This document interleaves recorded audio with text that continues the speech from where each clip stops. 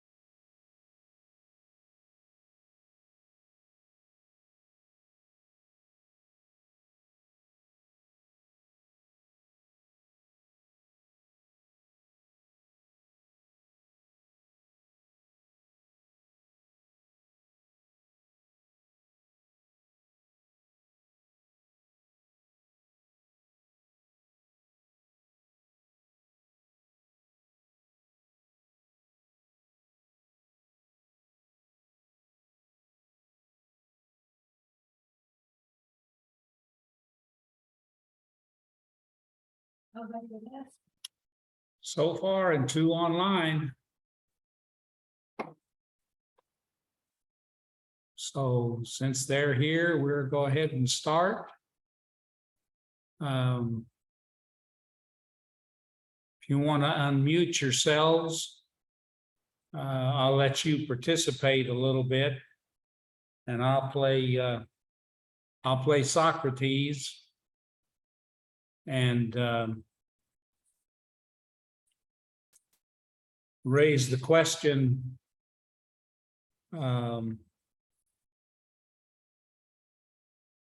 How is the Christian religion different from nearly all other religions but one?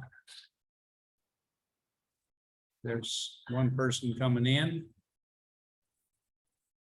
How does Christianity differ from all the other world religions but one?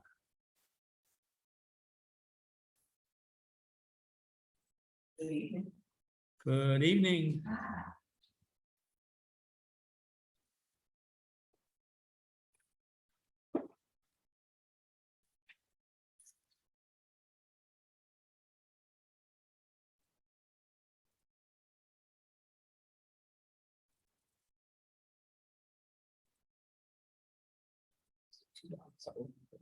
Oh, okay. There's a sheet there for you. That's one from last week you didn't get. It's online if you got your online materials.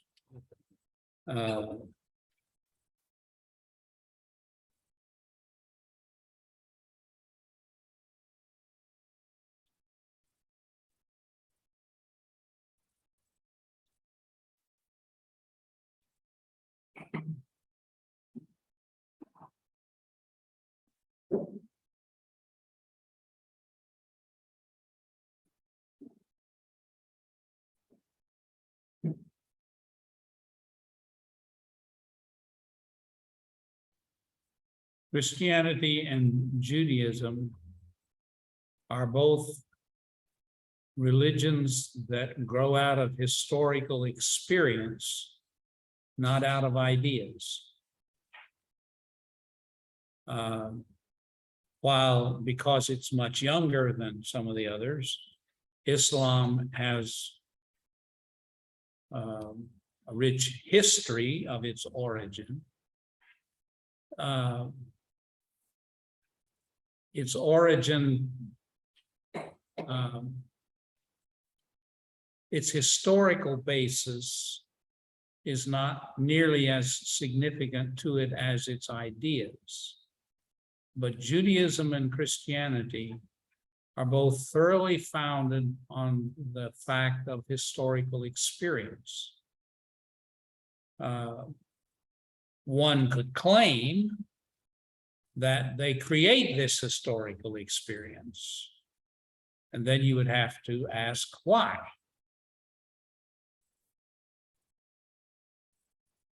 If religion is fundamentally a matter of relating to the non-natural, the supernatural, to the spiritual,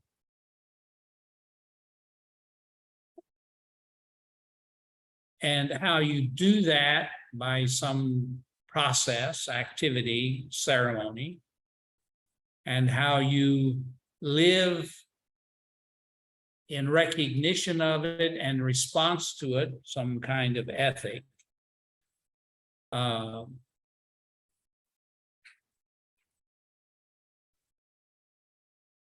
All the other religions deal with that in terms of the ideas that they possess. Now, as in Hinduism, they believe these revelations were given by the gods in antiquity. But it's strictly the ideas.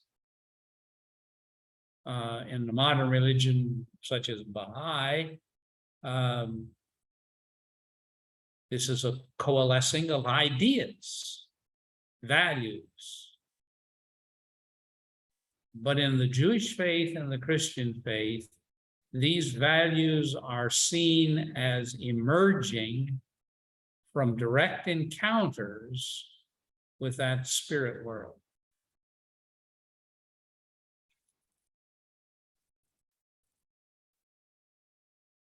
And thus you have to deal to some degree with the reality of that historical experience. Was it real? To what degree was it real? Otherwise, how do you give any veracity, any significance or importance to its ideas? If there was not some strange occurrence of events that led a group of people to a mountain where they received 10 commandments. If something like that didn't happen at all, what veracity is there to those ideas, to those values? Yeah, what truth, what necessary truth is there if you simply claim that God appeared to you on a mountain, when of course he didn't? You dreamed these ideas up on your own somewhere. You dreamed them up at night in a dream. Well, if that's how you got them, that's one thing. If they were delivered to you in some supernatural, miraculous experience on a mountain, that's something else. And how you weigh the value of these ideas. And of course, in the ultimate degree, you have the argument, if the story with Christianity, if the story of Jesus is a lie, basically, a myth, then why should you pay any attention to its claims?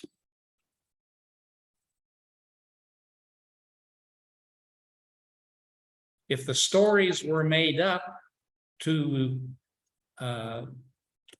bolster these ideas, which somebody thought of,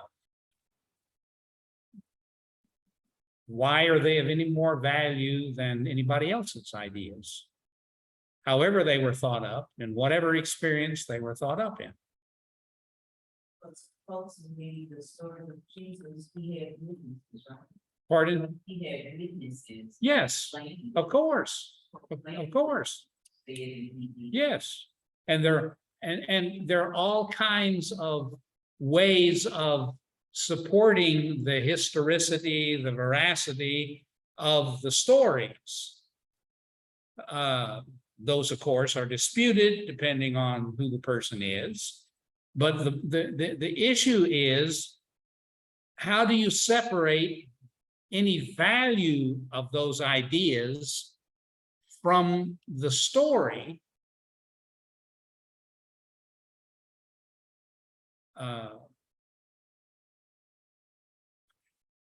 Just to take the point specifically about Jesus, John makes the claim that in Jesus, we found truth and grace. Well, how true is that? If there basically wasn't anybody anywhere close to this Jesus in whom you saw the truth. How does it become, on what basis is it true? On what basis is it any meaningful truth if the story in which you lodge it, which you say it arose, is not true, was a lie?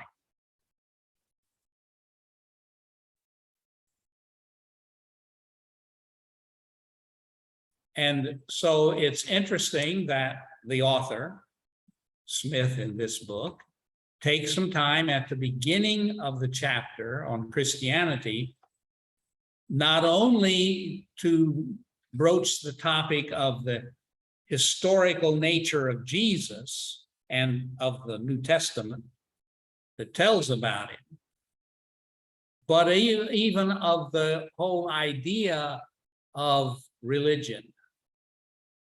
And it's interesting that he does this with Christianity. Why is there any need to somehow establish a legitimacy for the Christian claims of a spirit world on which you need to take some consideration? So he does the same things with the other religions as well. No, he doesn't. That's the interesting thing. He doesn't have an apologetic for religion when he introduces the other religions.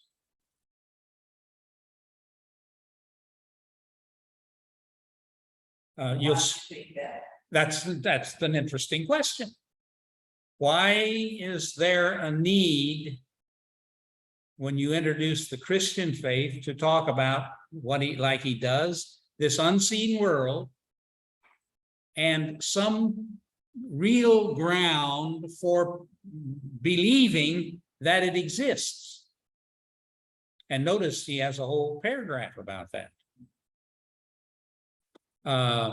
He quotes this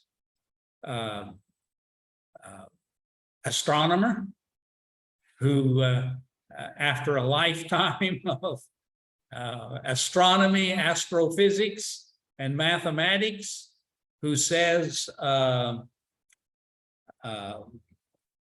this universe is much more like a mind than it is a machine, which is the old model that the creator God wound this clock up, created this clock and wound it up and went off and left it. And the world is a machine and it runs by natural laws. And this astronomer who has looked further out into the universe than most of us will ever be able to do, and has had a whole career of that, says, the machines I know, this universe I don't know. Of course.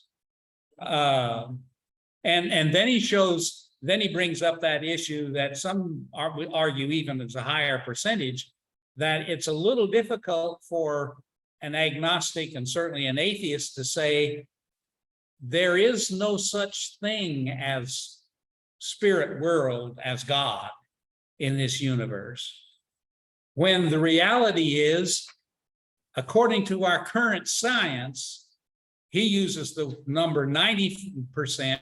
I've seen it as high as 95% of what we see.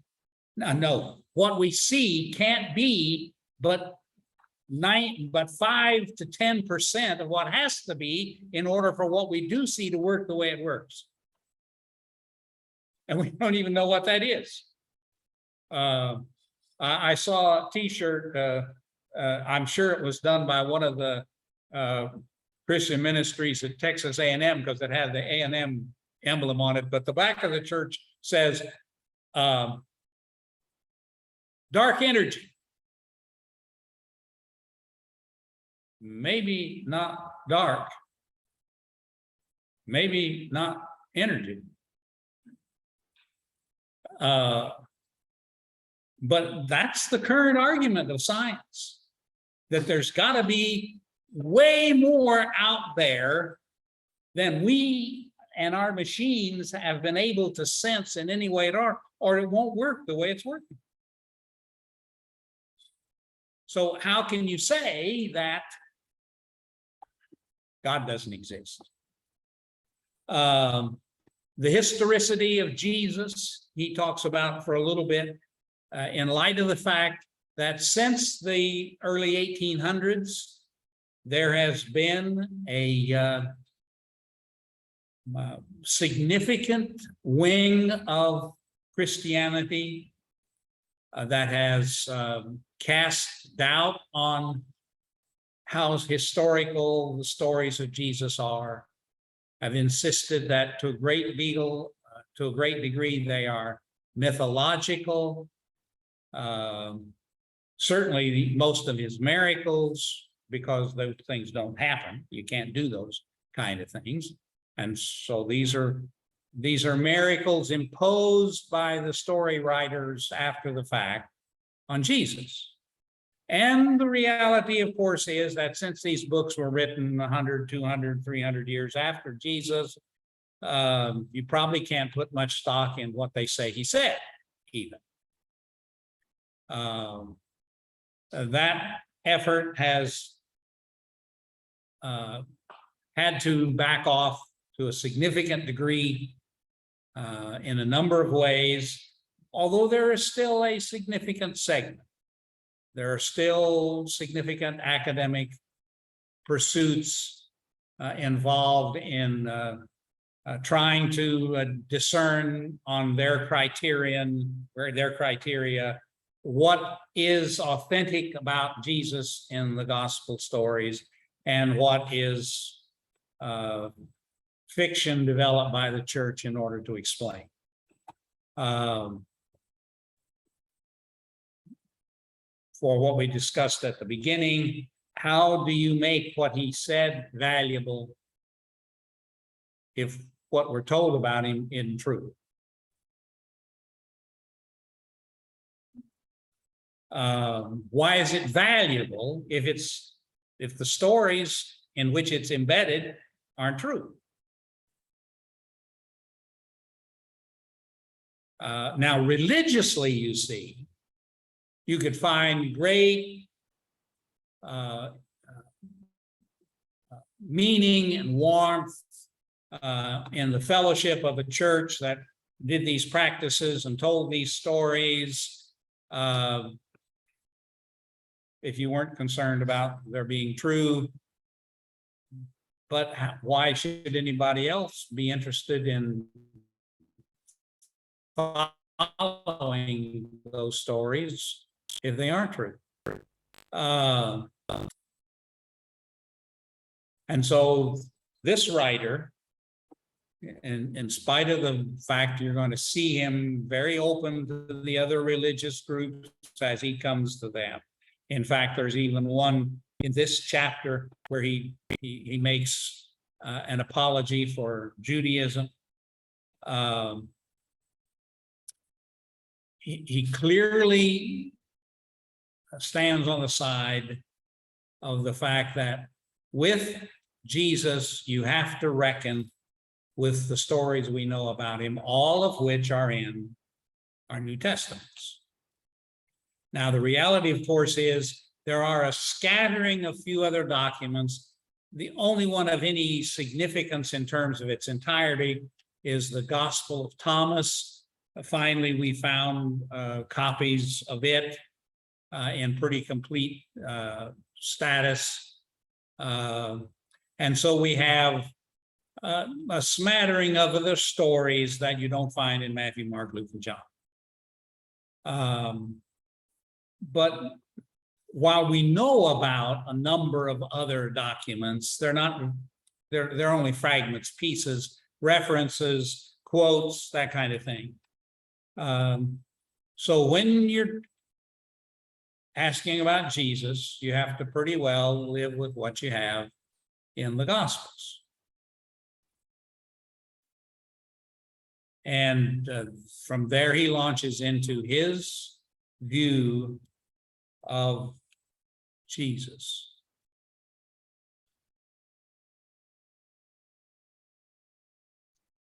How does he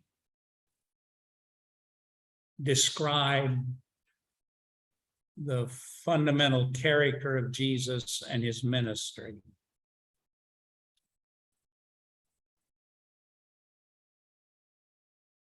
He uses a quote from one of Jesus' followers. He said something about that even the ones that were following him didn't know him. Yeah. Because there was not a lot of information given about him. Yeah. But even if it wasn't any much information given about him prior to his ministry or prior to, whatever, not whatever, but prior to, so many of them kept following. Sure. So they had to have believed Yes. that what he was saying was and who he was Yes. exactly who he was. So my question is, my debate about it is, why wouldn't you believe? Just like, why would somebody believe it? Why wouldn't? Yes. Because there's so many things out there, like you said, science, that there's more than you can even imagine. Yeah. Well, sure it is. Yeah. But why, you know, the piercing thing, why would there, why wouldn't? Yeah. I mean, But obviously, even with Jesus, there were a lot of people who didn't gravitate to him. There were a lot of people who even opposed him pretty openly, pretty strongly. but they followed him, didn't Well, some did, but there were many who openly opposed him. they? And he clearly bothered them. He challenged them. He endangered them.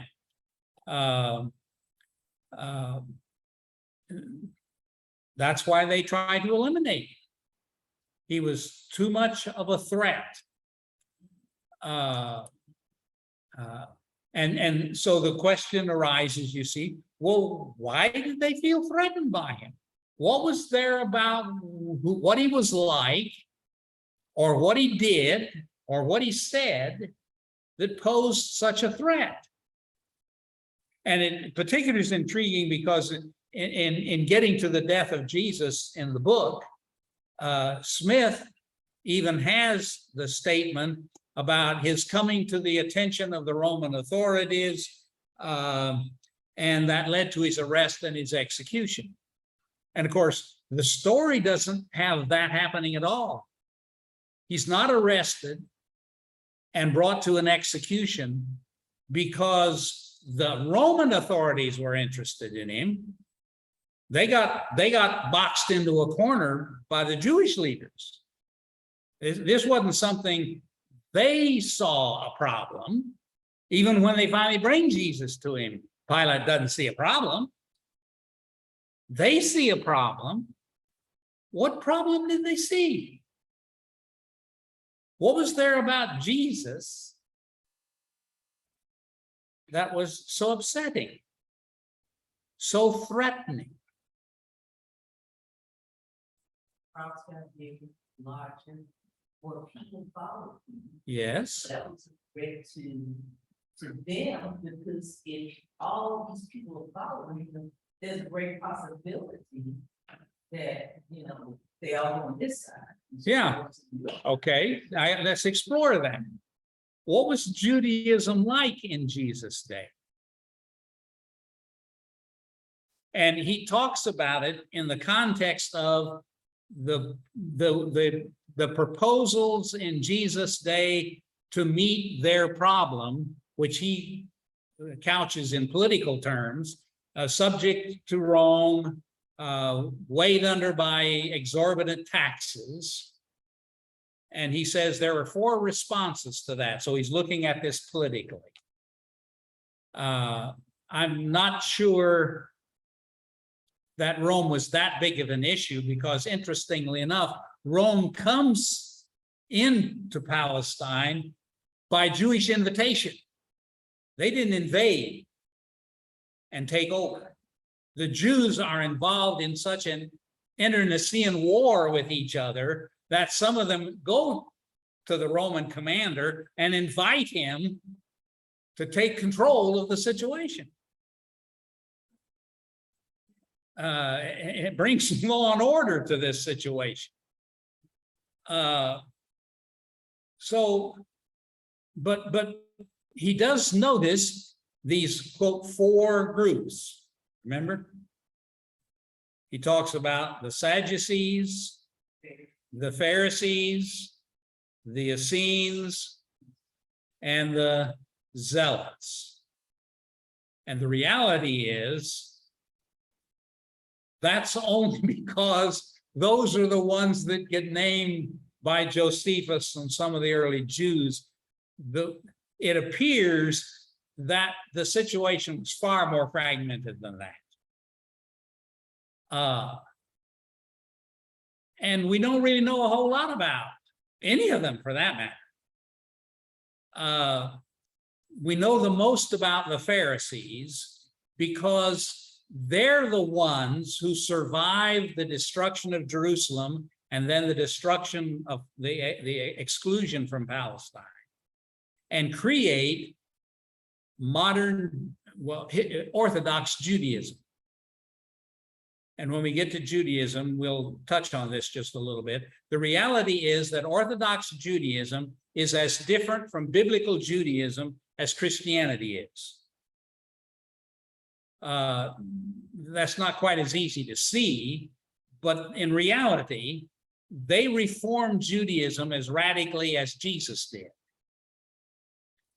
And so we know more about them because they're the survivors. The Sadducees, we don't know much about except the few remarks that are made about them in conflict with the Pharisees. They seem to be, in the views of some, they're the biblical conservatives of the day. So weren't they the ones that did believe in the resurrection? No, they don't believe in a resurrection. I thought it was Pharisees. The Pharisees do, the Sadducees don't. The Sadducees are most closely connected to the priesthood, but they're not priests in many cases. To some, they're the ones who limit their knowledge of God fundamentally to the Old Testament canon to whatever degree it existed in those days. And that's a whole different debate that you have to come to my other class about. The Pharisees grow out of a movement that believes that when the law was given to Moses, there was a portion of it that was written down, and there was another portion of it that he was just told verbally, an oral tradition. The Bible texts were passed on from generation to generation, and the oral text was passed on from generation to generation. And it's these oral texts that embody all of these, what we consider the nitpicking rules of the scribes and the Pharisees. The Pharisees, how far can you walk on the Sabbath day? What amounts to work and what's not work on the Sabbath day, and all kinds of things. The fundamental issue of the oral law was what naturally happens when culture shifts and changes. Most of the Old Testament law, for instance, about tithing, just to take one example, is based on agriculture. Well, I don't have a farm. I run a pottery plant. I'm a merchant. I buy and sell. How do I calculate this issue? And so Jewish thinkers through the centuries developed responses to these kinds of questions, and they gave them authority as a part of this oral tradition. The Pharisees latched onto the idea that all Israel was a priestly nation to God. Go back to Genesis 19, God even says that. I want you to be a nation of priests. Once he gets them formed, he pulls out from them one group that he says, now you'll be the priests for everybody. But they go back to this idea and draw the conclusion that that means all of Israel should be like the priests, holy like the priests. So the Pharisees were the holiness sect of their day. They felt everybody should be sanctified. And they, of course, had, just like our holiness people today, they have their rules about what was and wasn't sanctified.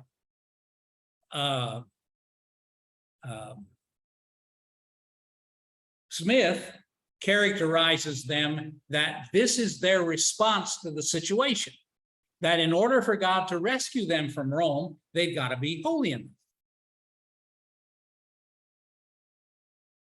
Now, does that ring a bell for you?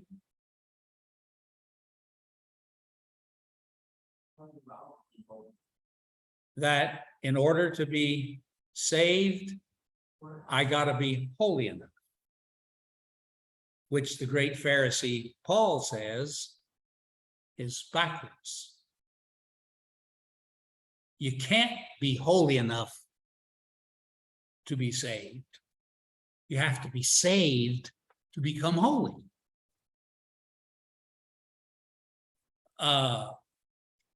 The Essenes, we know mainly because of those great discoveries of documents in the caves. And there's a great argument about whether the Dead Sea Scrolls were the product of this Essene community that we know about from some documents that were there, or not. They are characterized as the withdrawal group.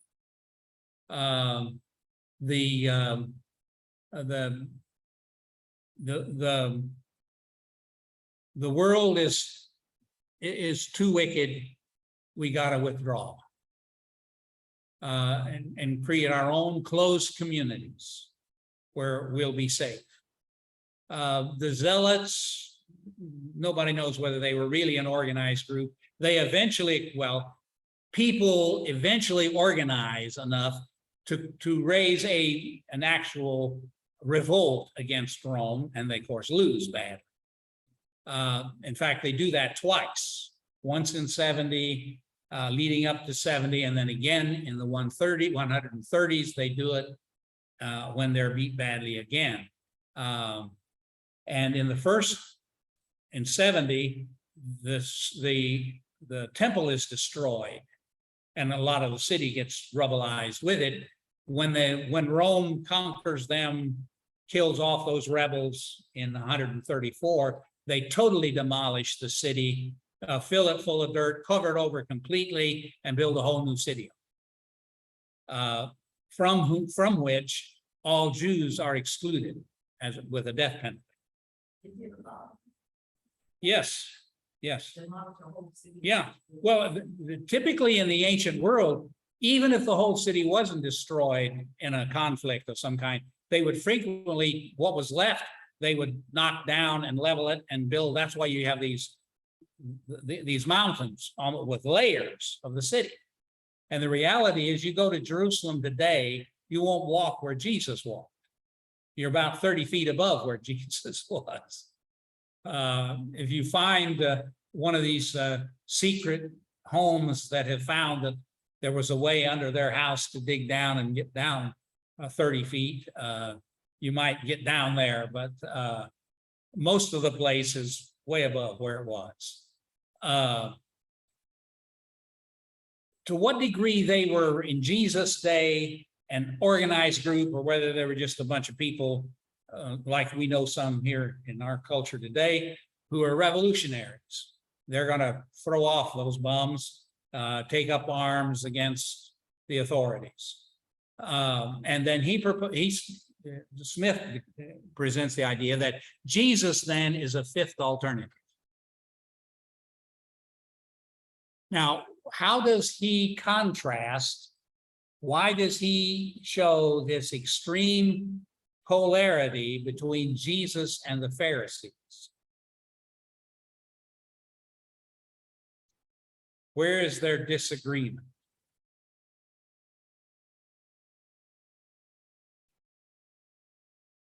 And there are several stories where this is shown. One is in Luke 13, where Jesus is in the synagogue, a synagogue on the Sabbath, and there's a lady who's bowed over, scoliosis or something. And Jesus heals her so she can stand up straight. And the ruler of the synagogue rebukes Jesus because he has violated the Sabbath. But if the Sabbath made for him, I mean, he is the Sabbath. He's the Lord of the Sabbath, he even says in one case. He's the Sabbath, so. And he will go even further to say the Sabbath was for man, not man for the Sabbath. Now you see what's going on here is the leader of the synagogue was concerned about the holiness of God. Keep the Sabbath holy. That was the command. Jesus violated the holiness of God in his view. Jesus wasn't concerned about the holiness of God. He was concerned about the compassion of God. And he asked the question there, isn't this the right day that this lady should be healed? And do you catch the play of words on which he does that? Isn't this the day this lady shouldn't have rest from her sickness? And Sabbath is what? Rest. The rest day is the day, certainly, that a person ought to be able to have rest. So the conflict between the Pharisees and Jesus was over priorities. Which is more important? And you choose the holiness of God or the compassion of God. How do you weigh those two out? You can't dismiss the holiness of God. We even asked him a question, if you had an animal that was Of trapped, course. I mean, Yeah. that still worked. Yes. So he had a revolt. Yes. But there's an even more fundamental issue involved.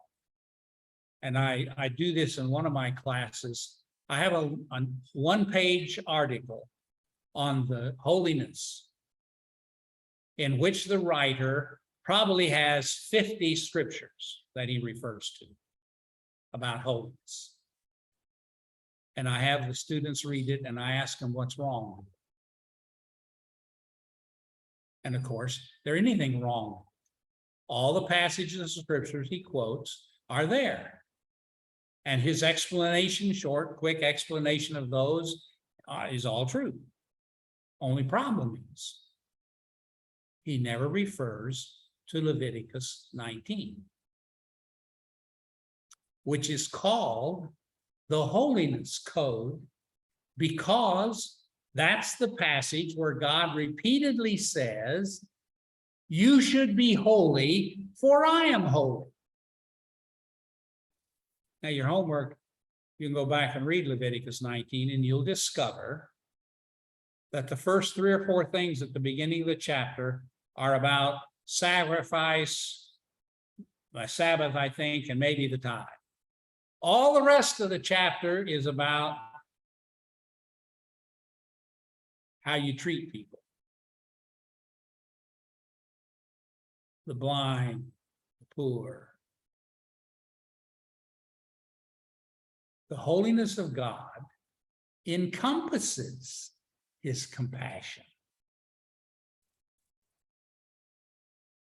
The holiness of God, even though the word gains the idea of being separate, mainly because holy things were reserved just for God. Didn't make a difference how mundane they were. The shovels in the temple were holy because they dug the ashes of the altar out. So they were holy because they were connected to God.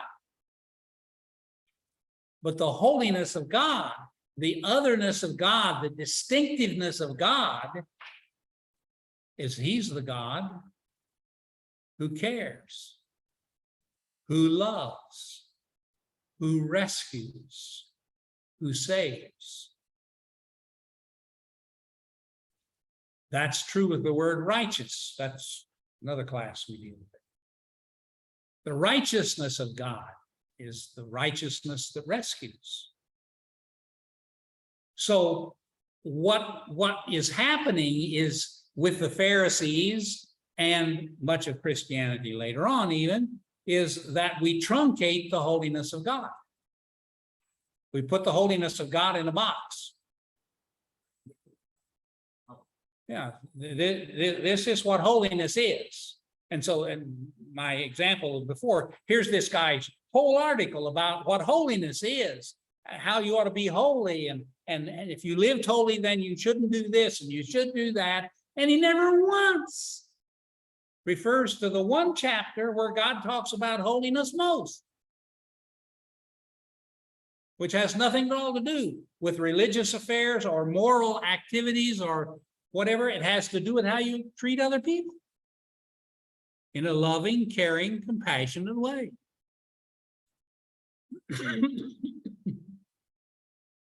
Jesus therefore threatens our concept of what God is.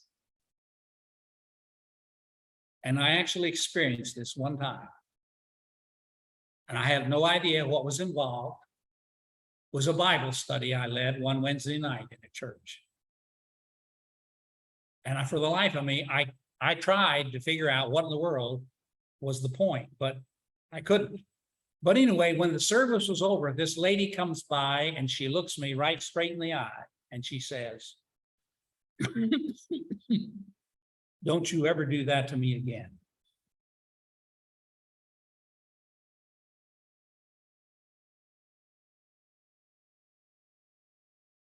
I had destroyed one of her idols.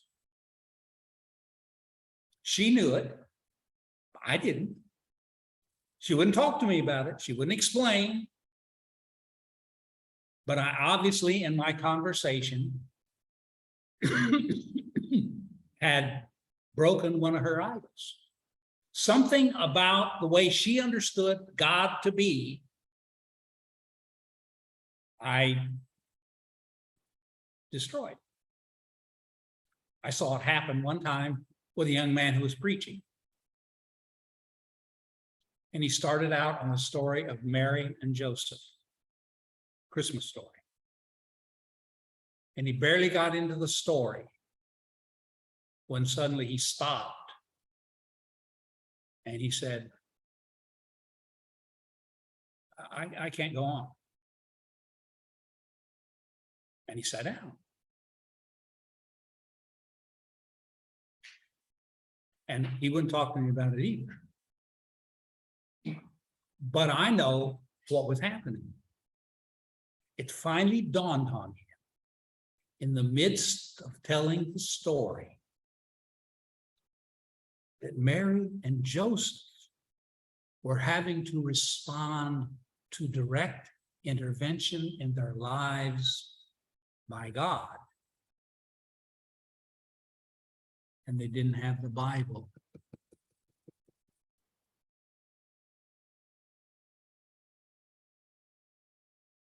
It wasn't in the Bible. It wasn't in the written word.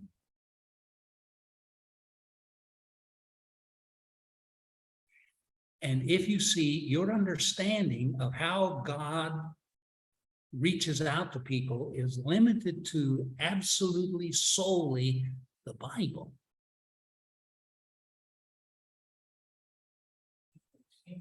well, that opens up the possibility he might still do something like that.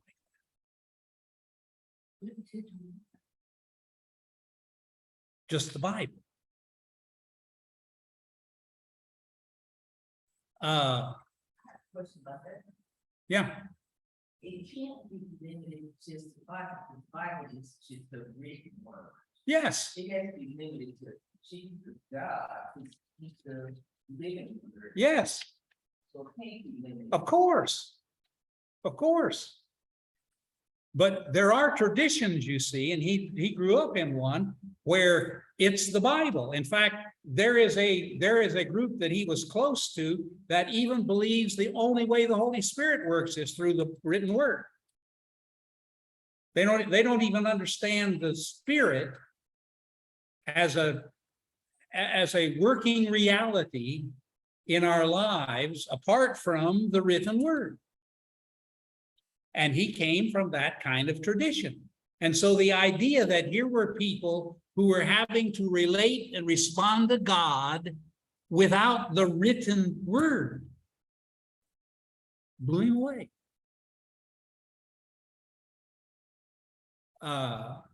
Well, see, that's what Jesus does to the Pharisees and the Sadducees. Here is a person who proclaims ideals about God that are completely rooted in both their written word and their oral word, but they're upside down from the way they've understood them. There's not a single solitary thing that Jesus taught that you can't find in the Old Testament. The love of God, the grace of God, the mercy of God, they're all there. The compassion of God, the holiness of God, the ethics. There's even the Sermon on the Mount. They've told you, you've been told it's this, but it's really this. That's even in the Old Testament. The fact that it's not just what you do and what you say, it's how you think and how you feel. That's in the Old Testament. In fact, I often make the challenge that the thing that's different between Christianity and Judaism of the Old Testament is not that its standards are higher. It's that in the first case, you don't need the standards to be saved. And in the second place, it's not that the standards are higher, it's that now you can achieve the standards. Because you have the Spirit of God. Jesus is almost, you see, turning things upside down. He's saying this holiness that is so central to you is backwards. It doesn't have the priorities. Matthew 23, this tithing, even down to the seed in your herb garden. Nothing wrong with that, if you don't forget mercy and justice and faithfulness.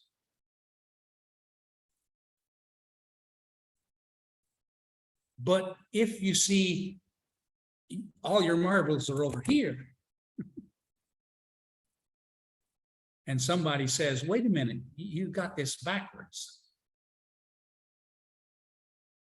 You're upside down. Now, it's not, you see, just a competitor who might be drawing the crowd away. He has made a real challenge to your image. He's started smashing your idol. And that's a threat. If our whole system, our whole tradition, and see, they're not looking at this just as themselves. They're in a group, and the group has an ancient tradition they believe. If this whole tradition has misunderstood God,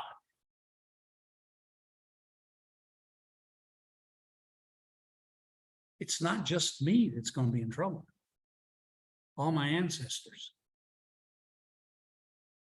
I'm not the only one going to hell. my father and my grandfather.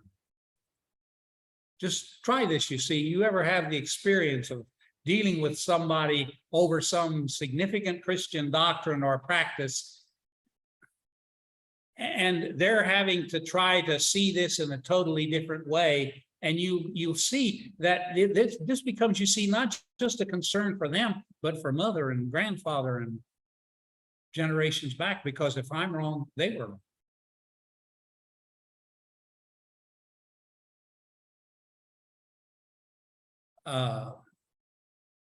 And unfortunately, so the tragedy is that very quickly the Christianity turned around and became Pharisees. We did the same thing the Pharisees did.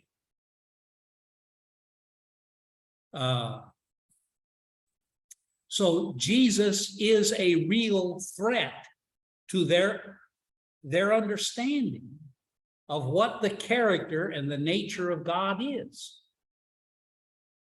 The writer of Hebrews in chapter 9 makes an elaborate, detailed comparison and contrast between Jesus as a high priest who offers himself as a sacrifice and the Jewish system of sacrifice.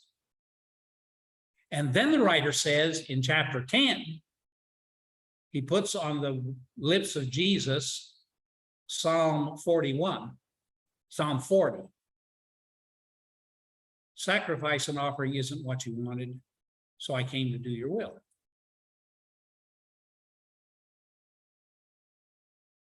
Now, if you're a priest, you've got 4,000 generations of priests. Your whole family, for as far back as anybody knows, has been priests. And somebody comes along and says, well, God didn't really want sacrifices. That's a threat.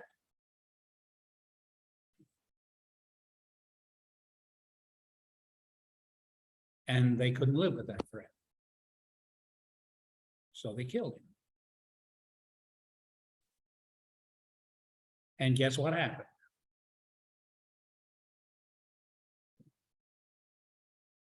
He didn't stay dead.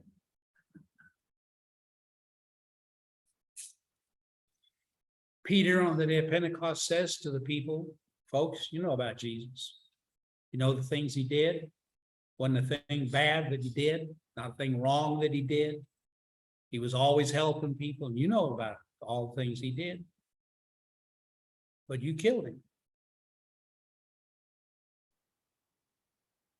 But God raised him from the dead. Who you thought he was, what you thought he was wrong. You said when he was on the cross, if you're the Son of God, if you're the Messiah, come down. Let God save him if he wants him. Well, God did. And Smith makes a powerful argument for the significance, the importance of the resurrection of Jesus. Because it validates, it verifies his claim that you should love your enemy. You should pray for those who persecute you. You should forgive 70 times 7. You should be the humble, the meek, the servant. You want to live so you never die? Let me show you how to do it.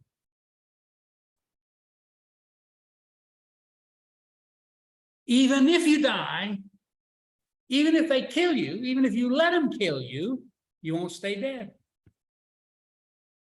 Because this is the way of life. That was his claim. This is the way to live. You live like this, you'll never die. And even if you do, I'll resurrect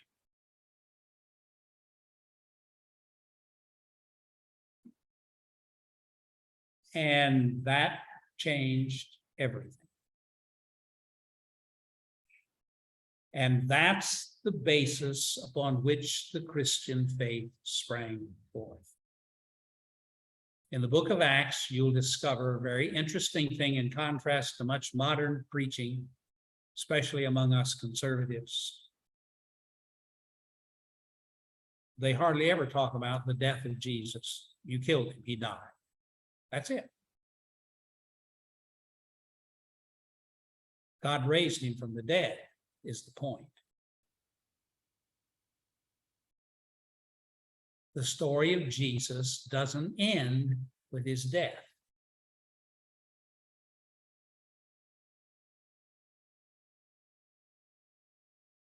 And he's not only alive, but he's here.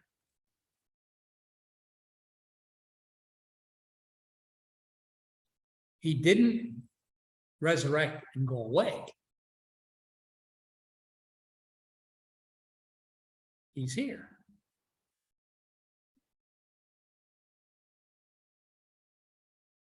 Now, often they describe that presence of God in Christ, in us, with us, as the Spirit. But sometimes they're more personal than that.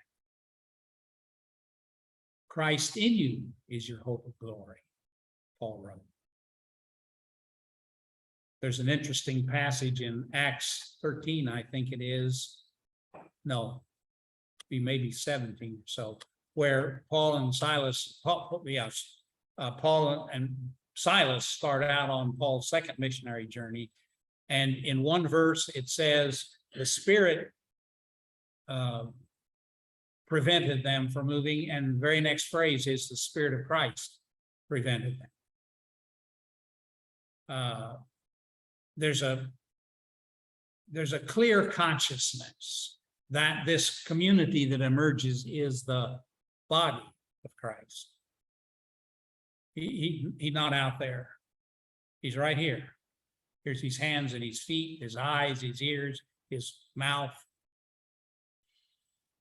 He's still preaching, he's still teaching, he's still healing, he's still saving, he's still casting out demons. He's still here. In a very real way, he's still here. And so this community of people continue his word. There's an interesting phraseology. It's probably unique. It's probably a Greek grammar. It just sounds strange in English. The book of Acts, the writer opens by saying, all that Jesus began to do, I told you about in the first book. And us preachers latch onto that and we say, see, volume 2, the book of Acts, is what he continued to do. That's nice homiletic application. As I said, it's a grammatical feature of the Greek language. So that means what? That the book of Acts is what Jesus continues to do. Okay, so you said that all that Jesus began to do is the book of Luke. See, that's the book of Luke. The book of Luke and the book of Acts are written by the same person. And so he says, in my first book, I told you what Jesus began to do. Now I'm going to tell you what he kept on doing. That's our reading it. And it simply uses this construction like began, but as I said, that's a feature of Greek grammar. How deliberate it was for the purpose of creating that image, one can argue. The grammarians will argue about, and they'll tell you, oh no, you're just preacher making points over a grammar that The guy would have said that that's just the way you say it in Greek. But that's the way he said it. And that's interesting. This community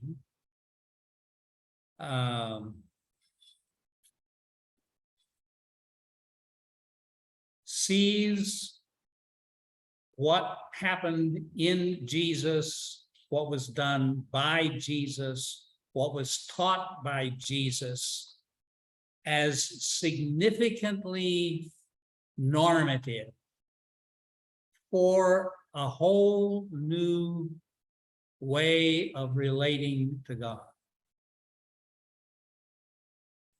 But you see, it was still within the context of the Jewish faith. They didn't cast off anything. They're meeting in the temple. They're offering sacrifices of various kinds. They're meeting in the synagogues. If they're not in Jerusalem, to go to the temple. Well, the synagogues in Jerusalem too. They haven't stopped having kosher kitchen. If they're very observant Jews, they haven't stopped observing the Sabbath day. They just see what they know about God purified, clarified, and made possible. Here's a man who did it.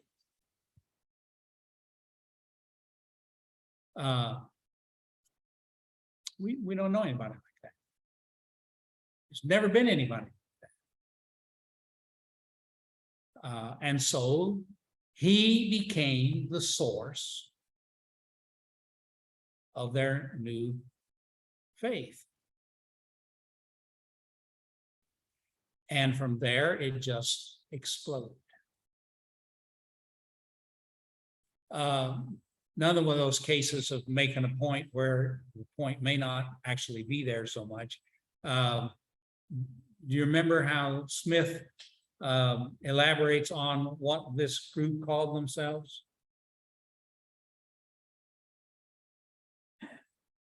Well, others call them Christians, but they call themselves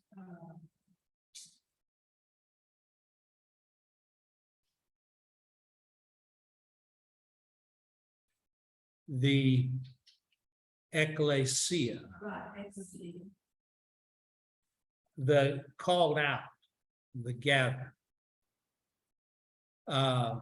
And he makes the point that they see themselves as being called from out of their current life, their current lifestyle, their current community, their current culture, into a new community. And that, of course, was happening. But it's very possible they called themselves the ecclesia because the other word for gathering was already taken. They couldn't use the word synagogue, which is the ordinary Greek word for gather, or coming together. So they latched on to this secondary word that also meant to come together. And the question is, do you emphasize the coming together factor of ecclesia, or do you emphasize the called out factor? Because you see, the root of the word, the history of the word, grows out of the Athenian democracy, where the meetings of the people took place outside the city. So in order to go to the community meeting, in order to make community decisions, you got together outside. And so the word ecclesia had both implications. It was not that you just came outside the city, but that you came together outside the city. And from that vantage point, you see, ecclesia has same basic meaning as the word synagogue, except the Jews were already using that word. And so the church may have chosen ecclesia not so much for that color of separation and coming out of, as simply a word for gathering. In fact, that's the way it's used as a verb. In 1 Corinthians 14 and some other places, Paul talks about when you come together, and he uses the word ecclesia as a verb. When you ecclesize, when you church. And it gets translated that way in some of the English translations. It's when you come together as the church, and they had to use a whole phrase to translate one word. Because Paul used the verb for church.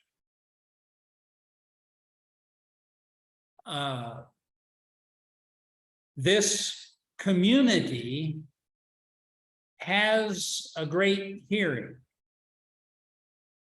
How does Smith characterize what gave it its attractiveness? What made the gospel, the Christian message, so appealing? Okay, one of the things was the nature of this community.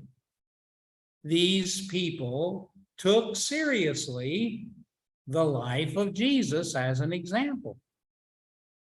They became this people who were, what's the phrase? See how these people love one another. This was a community of the resurrection, this deep regard for each other, caring for each other.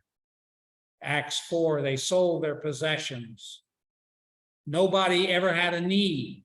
If you had a need, anybody had a supply, you got it.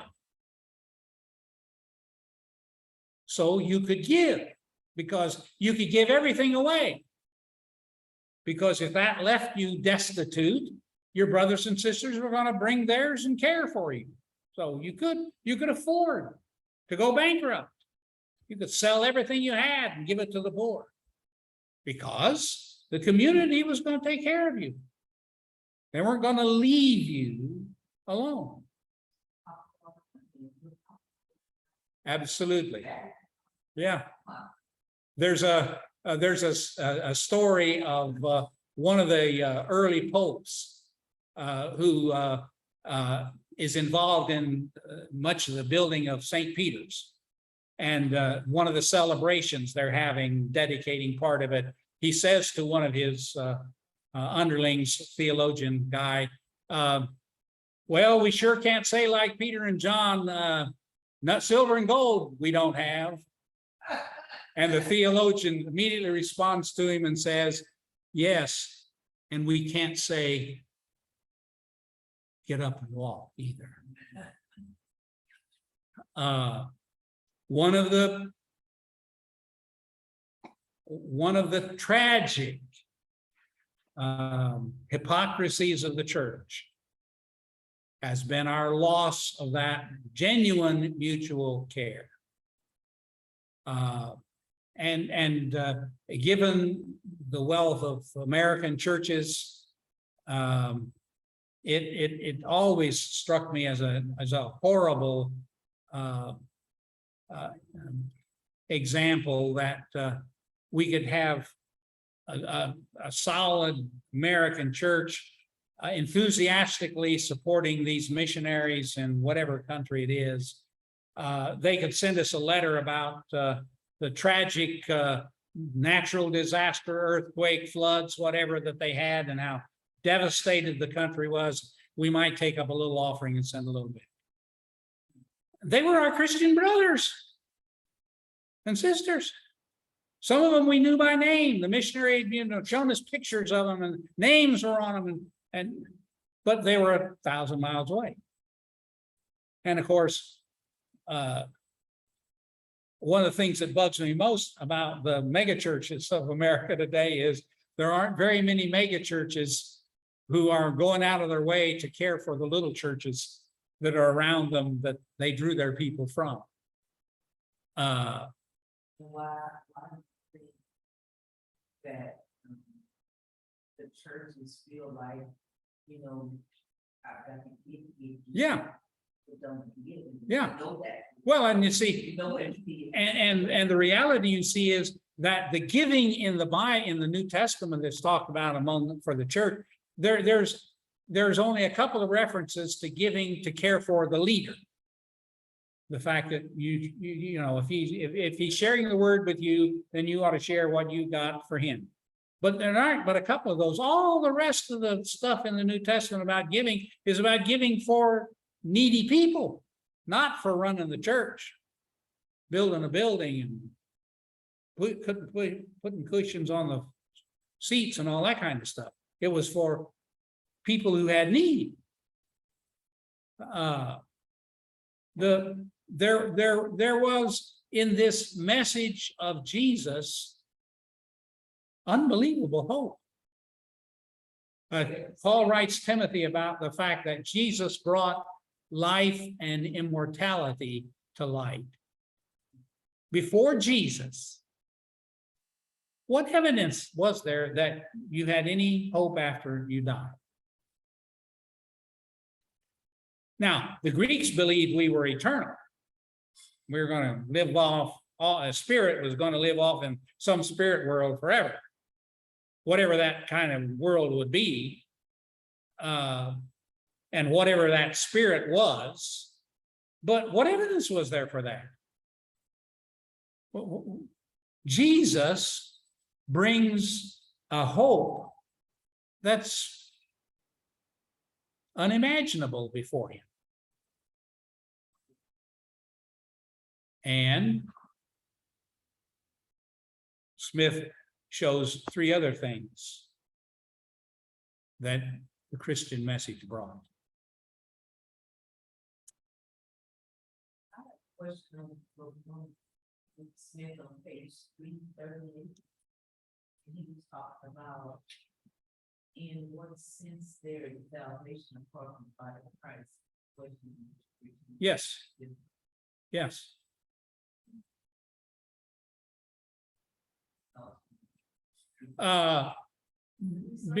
He lost you because he brings in the ambiguity that even the New Testament has on that. And certainly, if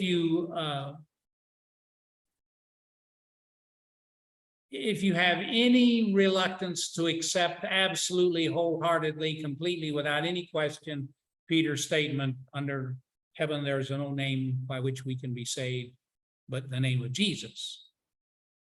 Paul in the book of Romans introduces this whole issue of the non-Jews. How does God deal with all these people who are existing in his day that don't know about the Old Testament, don't have any hope in God, they're outside the covenant, and they're going to die before we get to them with the gospel to tell them about Jesus? What goes on here? And the New Testament no writer tries to address that dilemma.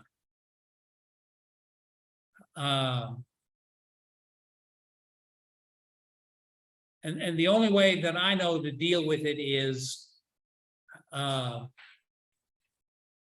there isn't any promise anywhere else. In the Christian faith, there's the promise. Outside of that, that's in God's jurisdiction. And he doesn't tell us a whole lot about that. He doesn't tell us hardly anything about that. Us folk of the Reformed faith, of course, believe that everybody ought to go to hell anyway, and only the few that God chooses to be saved are going to get saved anyhow, and that's all in his jurisdiction, and there's no way that we can even fathom it, let alone question it. And so the reality, of course, is God doesn't send anybody to hell. y'all go there because you don't go to heaven. You don't want to go to heaven. I used to have a teacher who would say, well, there are people who say that I made this confession of faith. I was baptized when I was 5 years old. I'm good with God.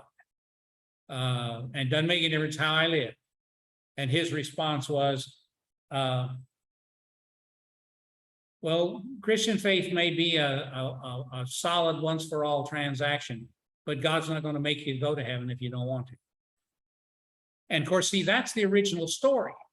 The original story isn't Adam and Eve ate the tree of the knowledge of good and evil, and God ran away. The story is we hid from God. And that's the story in Revelation 6, I think it is, where you get a story sounds much like the end of time, the destruction of the world, and you have the kings and the mighty people crying out for the mountains to fall on them and hide us from God. The reality is, if there is such a thing as a monster judgment day when everybody's going to stand before God and decisions going to be pointed out one way or the other, the reality of is you probably could create the story that God's going to open heaven and he's going to say, anybody wants to come in, come in. And there's going to be a whole lot of us are going to say, not on your life. Just like we do now.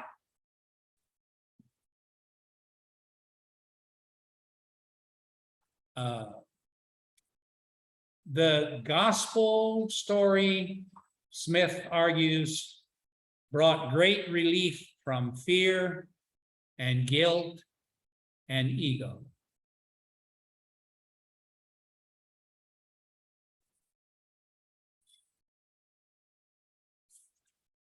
Fear, guilt, and ego. Yeah. And of course, especially in the modern age, it's hard for us to imagine that we would want to be released from ego.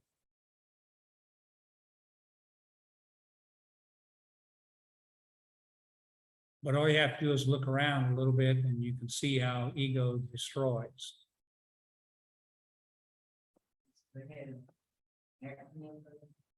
And the reality is that when you think about it a little bit, there's a pretty fine distinction between talking about ego as some ethereal, abstract idea and selfishness, self-centeredness. Yeah. Which is what happened in the very beginning, you see. If you eat this, you'll be like him. The pride of life, John calls it.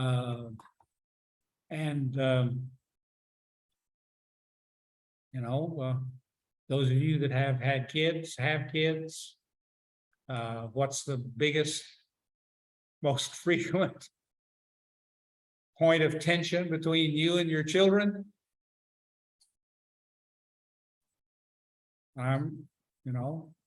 Who's boss? Who's in charge? Who gets to make the rules? Who gets to decide? That's ego. Okay, next week you can read the rest of the chapter over the mind of the church and then the various divisions in the church. And unfortunately, those two issues are related much more closely than Smith implies.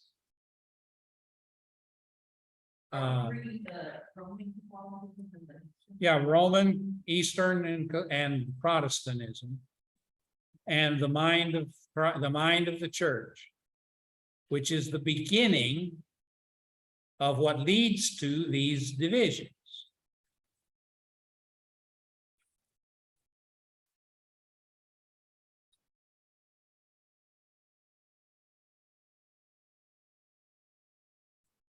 And we'll see how Christianity becomes what it now is, not what it was in the person of Jesus and in that very early primitive church that we see in the New Testament. Okay.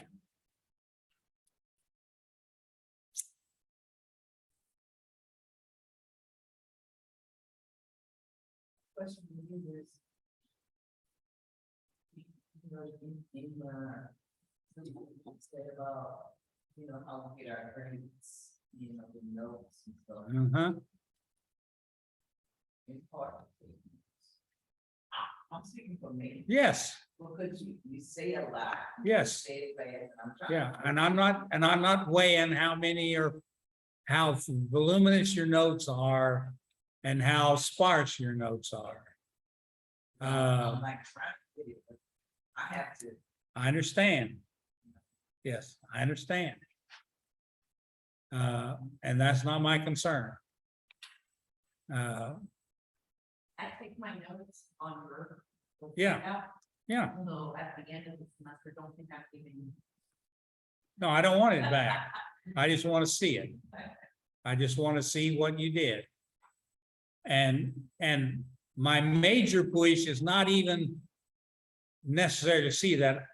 I'm just trying to push you to make an effort to have enough of this material in a place that you can get back to.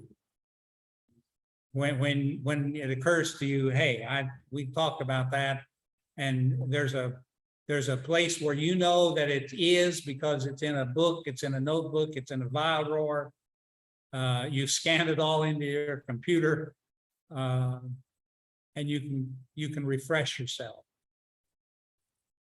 I encourage you to mark your books up, so it's a meaningful tool to you. Book that I really like, that I really read seriously for myself. I not only have notes in the pages, I put notes in the inside covers to remind myself on what page this idea, this quote, this reference that I might want to get back to sometime is. I don't get to do that near as much as I'd like to. So I have a quicker reference back instead of trying to recall it. Okay. Hope to see you all next week.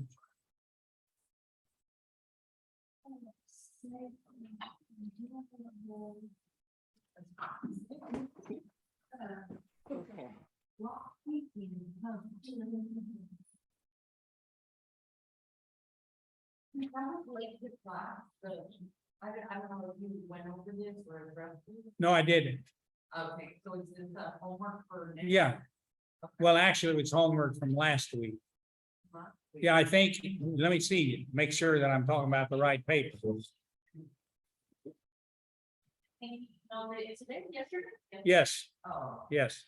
Yeah, that's more about last week, if that's the one I emailed. Yes, Okay. and you'll get one about today. I hope before the weekend's over. So I'll send you another one. I think you can go over it, I thought it was like. Yeah, no, yeah. She said she didn't get. She didn't get a copy of it? Okay, I'll remember to bring a copy. I'll get a copy of it and I'll bring ones for tonight so that I'll have for you, that, because that's no problem. Thank you.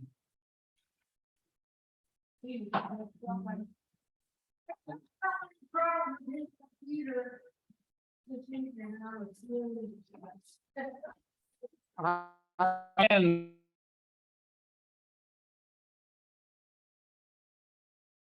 yeah.